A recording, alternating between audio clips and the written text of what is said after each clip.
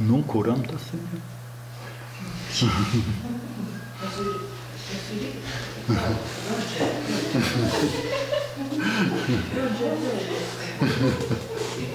Nu, skaisti, vai ne? Ja, par baltvīnu un sarkanvīnu es jums vakar teicu, ja, tātad par to, kā tas varētu būt. Tāpat tās ir tāda, ar vārdiem aprakstīt bailes, dusmas un šaubas, pateikt, kas tas ir diezgan sarežģīti. Jo sajūtas ir ļoti grūti pateikt. Varētu pateikt, ko, no kā jūs baidaties, bet kas notiek iekšā, kā katrs baidās, ar to ir diezgan sarežģīti. Un tāpēc tas pat par dusmām, šaubām un to, par mīlestību. Un par simbolu ir patiesībā tās pats. Tas ir kaut kāda, mēs to varam sajust. Un sajūtu izteikšana vārdos vienmēr ir sarežģīta. Mēs nekad nevaram precīzi definēt sajūtu. Mēs varam pateikt, kas tas ir. Ja, tie vingrinājumi, ko Daiga taisīja, ja, un kad jums vajadzēja pateikt tās sajūtas par otru cilvēku, tas nebija tik vienkārši. Vai ne? Visiem bija kaut kas grūti, vai ne tā? Un viņi lūdza pateikt vienā vārdā, bet lielākā daļa tur runāja pusstundu, ja, tādu kaut ko. Bet prasība, uzdevums bija pateikt ar vienu vārdu. Kādas ir sajūtas? Ar vienu simbolisku vārdu, nevis ar garu sarunu, ja, tādu to. Un tas bija ārkārtīgi sarežģīti, ja, dažiem pat neiespējami, kur tur runāja un nevarēja apstāties vienkārši, ne tādu to. Bet uzdevums bija ārkārtīgi vienkārši šī te intuitīvā sajūta, ko es sajūtu tanī mirklī, ja, tādu to. Un tas ir apmēram tas pats ar simbolu vai tas, ko Jārs šodien darīja. Cilvēku valoda ir, lai cilvēki nesaprastos savā starpā radīt. Jo to, ko es vakar stāstīju, diez ko jūs nespējāt atstāstīt no to atpakaļ, un no tāda viedokļa, kāda jēga tam visam bija, tam zināšanām, kuras es jums mēģināju tur vakar iedot. 2 stundas tur kaut ko muldēju, ja viņi aizmirst tavu vārdu, teiks, ka viņam apnika vienkārši tas, vai tur klausīties. Ja, loģiski, vai ne tā, cik ilgi var muldēt par to, vai ne tādu. Un nestoties uz to, ka 2 stundas tika muldēts kaut kas, vai ne no tā, ir palikuši varbūt pāris teikumi pāri. Kāpēc? Atslēgvārdi var būt tās. Ja sajūtas palika, tad tas ir brīnišķīgi. Tie, kur teica, ka ir kaut kādas sajūtas palikuši, tad tas ir brīnišķīgi. Un šī te, Jārs teica, tā saita viņam tā ir būtiskais. Ja, tāda, un man jau arī, priekš manis arī tas liekas, ka tas ir būtiskais, par kuru varētu par to runāt. Ne tā.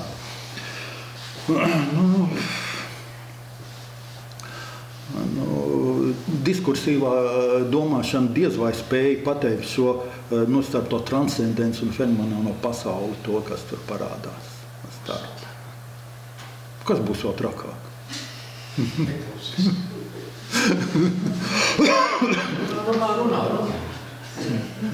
Tu tagad filmē saulīti, nevis mani. Tas simboliski vienkārši tas, kas tur notiekās. Ja, tā. Jo redzi, tās patiesības nāk no turienes, no saules, nevis no manis. Viņas nāk kaut kur no turienes. Un tas ir droši vien būtiskākais. Ja, tādu to. Tās cilvēku spējas paplašināt to to pasauli, ko viņi spēja uztvert, ir diezgan ierobežojošas. To, ko maņu orgāni dod. Bet cilvēkam ir kaut kas vairāk dots. Un taisn tas, kas ir šīs te intuitīvā sajūta, tas intuīcija vai kaut kas cits, ieslēgt zemapziņu, ieslēgt kaut ko, tā kā tavi tie kristaliskie bērni spēj tam pieslēgties. Tā ir pasaulē, ja, tāda. Un spēj no turienes informēt, pie tam ir perfekti tas, ka viņi spēj daudz ko pastāstīt no tā. Mēs naktī sapņus redzam un esam tādā pasaulē, bet nespējam to pastāstīt, to, kas ir bijis. Tas nespējam pārtulkot to, kas ir šajā pasaulē. Tāda. Tā apzinātā daļa cilvēkam varētu būt diezgan maza, kā jau jums vakar teicu. Bet tā neapzinātā daļa ir pietiekoši liela, jo tas, kas cilvēkā notiekās ļoti daudz neapzinātā veidā. Elpošanu mēs praktiski nevaram kontrolēt. Asins riti var būt tās. Ja, tā. Bet tos procesus, kas mums notiek gramošana iekšā, limfātiskā kustība, nervu kaut kāda kustība, mēs tieši viņiem netiekam klāt. Un ko Daiga teica, ka pēc kaut kāda laika cilvēki būs paši sev ārstētāji, tad, kad viņi spēs tikt šiem te procesiem klāt un apzināt viņus, transformēt uz pozitīvākiem, tad notiks kaut kas, tad notiks ārstēšana. Tieši tāpēc arī nevar būt klāt, vienkārši varētu būt klāt, tās atšakarētu vēl vairāk. Varbūt. Tas varbūt, kā es to sapratu par to, ka būs ārsti, vienkārši neiejauksies vairāk, ļaus tam strādāt, kā tas ir uzlidots. Mēs tam, ka piekritīgs. Varbūt. Jā, tā. Varbūt. Tā ir tā bilde, ko es jums vakardien mēģināju pastāstīt. Tas tēls, kas ir šajā pasaulē, kur ir fenomena pasaule, kur ir tās parādības, ir kaut kāda pārējais pasaule, kur varbūt dzīvo simboli un vēl kaut kur pirmtēli. Tas ļoti aptuveni tādā veidā. Tas ir modelis. Un modelis vienmēr neattēlo īstenību. Un tāpēc to nevajag uztvert kā patiesību, bet kā izkropļotu manu priekšstatu par šo tēmu. Jums par to var būt pilnīgi kaut kāds cits priekšstats vai kaut kādi citi vārdi, kas tur tiek lietoti vai kaut kādi citi. Bet uz šo, uz šo te saiti vairāk vai mazāk, Ojārs būvē savu stāstu un arī es vairāk vai mazāk pie šī te pieturos. Pirms 20 gadiem es izmantoju šo bildīti. Viņi tur internetā kaut kur mētājās, vakar arī izvilka ārā no kaut kādas prezentācijas, kur YouTube tur ir kaut kur vai vēl kaut kādā citā vietā. Vienkārši to, lai parādītu, kā tas bija gadus 20 atpakaļ, apmēram mans priekšstats par to, ka ir tēls, pirmstēls par vidu simbols. Simbols ir tas, kas spējas, kaut kas sāķējās kopā ar šo pasauli un to pasauli, un tad tur izveidojās kaut kas vienots.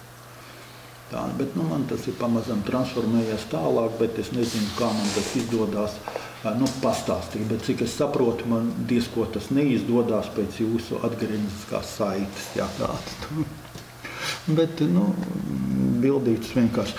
Simbols ir tā saite starp nomēnu un fenomenu pasauli. Varbūt, ka to var, kad simbols ir saikne starp lapsu un atstātajām pēdām. Viņš nav nekur. Ir pēdas un ir lapsa. Bet tas, kas sasaist kopā, tas netveramais, tas, ka jūs paskatieties uz lapsas pēdām, saprotat, ka tur ir lapsa gājusi, vai otrādi, ka lapsa atstāja tādas pēdas, tā ir kaut kāda netveramā saita, un to varbūt var uztvert kā simbolu. Viņš nav nekur. Ja? Tā zīme, kas ir palikusi pēdas, tas nav simbols, tur nav saites viņā.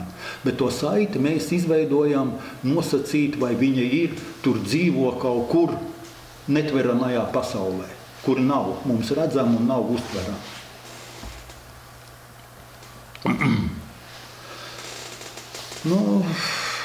Droši vien tā bija tie kristaliskie bērni ir tie, kur spēja tur tikt tādā transcendencē iekšā un spēja tur kaut ko ieraudzīt. Lai gan šeit arī var būt kļūdas. Ja, un tur var tie, kas tur ir tādā pasaulē, papūst pīlītis kaut kādas priekš tiem, kuri lien tur iekšā. Arī tā notiekās. Jo ne viss to, ko gaišreģis stāsta, ne viss piepildās. To jūs pietiekoši labi zināt. Un pat ne visi Nostradamu tie paredzējumi piepildās. Ja, tā kā sazina, kā to var transformēt. Vienkāršākais skaidrojums būtu tāds, ka tas, kas ir tādā pasaulē, izstāstīt šīs pasaules vārdiem ir sarežģīti. Ņemot tur vērā visu to iepriekšējo. Tas...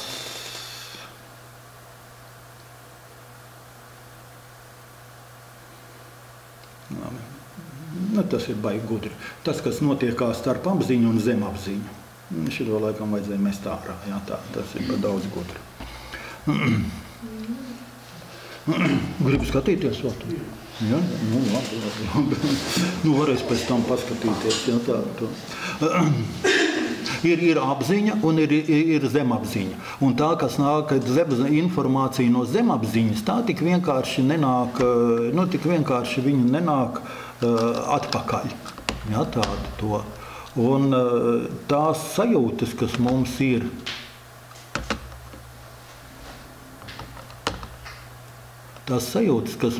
šeit, tā nāk no apvārtējās vidas un traucē visu šo te procesu un viss tur lien zemapziņā un arī apkārtējā vide pat tiešo lien zemapziņā.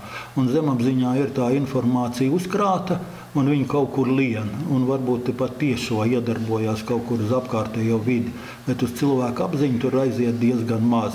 Un apziņā tiek diezgan maz ielaists iekšā, jo citādi mēs tur sajūgtu prātā, ja mēs tur visu saņemtu.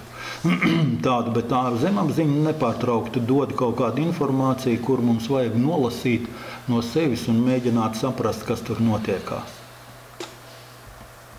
Un tas ir tādi.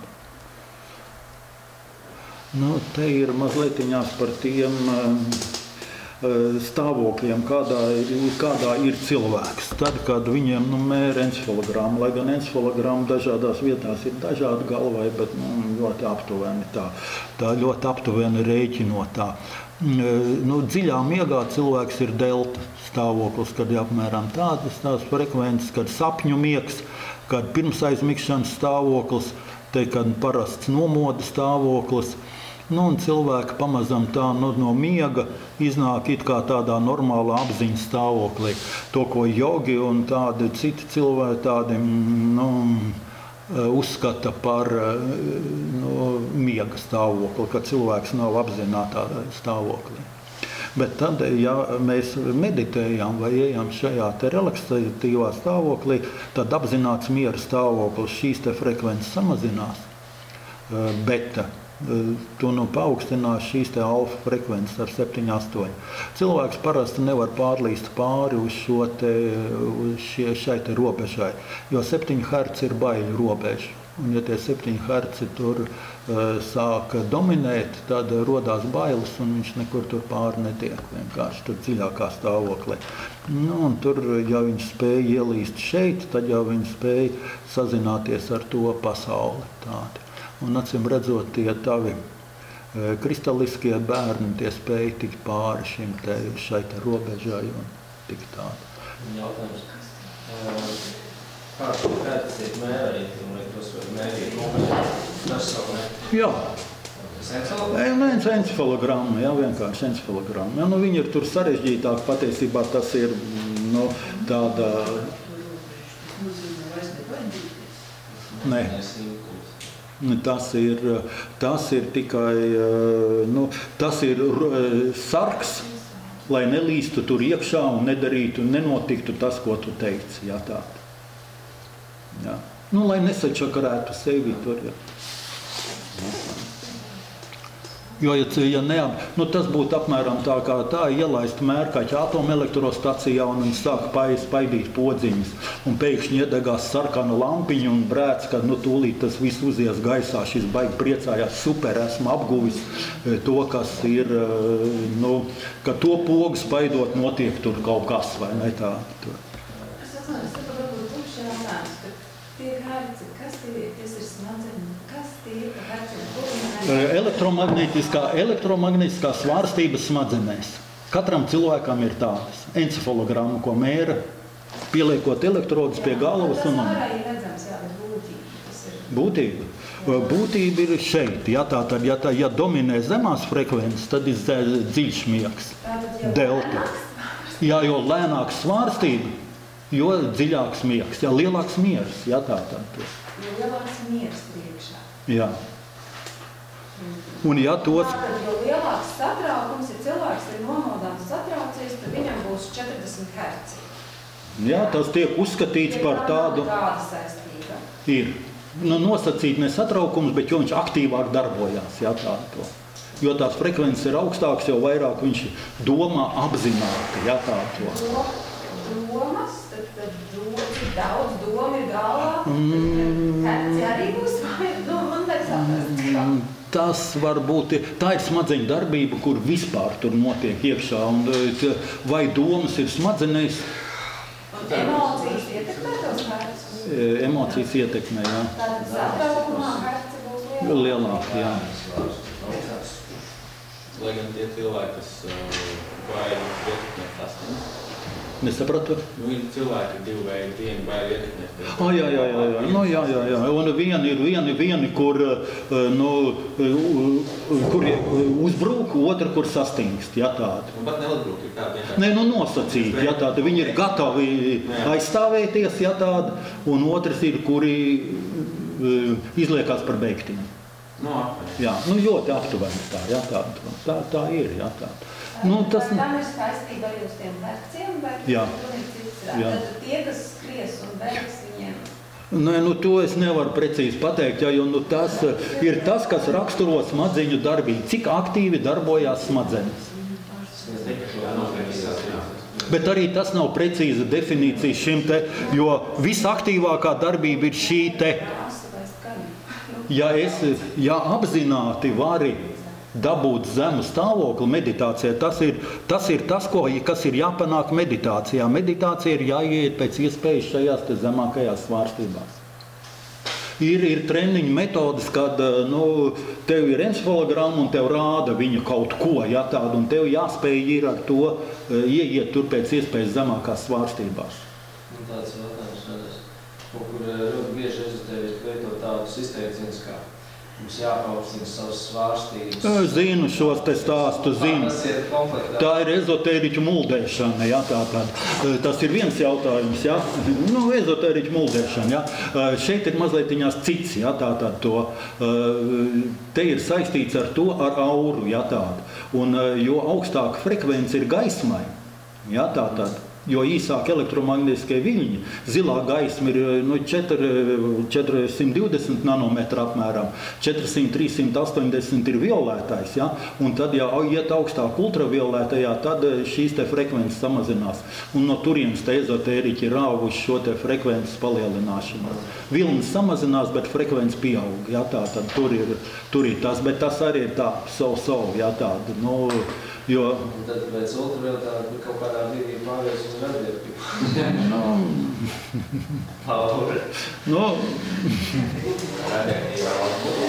Nē, tur ir nākošais ir rengens un pēc tam gamma un tad vēl tālāk kaut kas var būt, bet sazina, jā, tāda, bet tas jebkuri šie te apgalvojumi, kurus nevar izmērīt, jā, tādi, tie ir no gaisa grābti, varētu teikt, jā, tādi. Viņi ir metaforiski salīdzinājumi, jā, tādi, bet šie ir objektīvi mērījumi. Jā, tādu nosacītu objektīvu mērījumu, kurus var pārbaudīt, kur ir zinātniski pētījumi par šo te. Viņus var atrast zinātniskos darbos, viņi ir tādi. Un ir darbi, kur, tas gan es viņus lasīju pirms gadiem 40, apmēram 70. gada beigās, kur transcendento meditāciju bija mērījuši un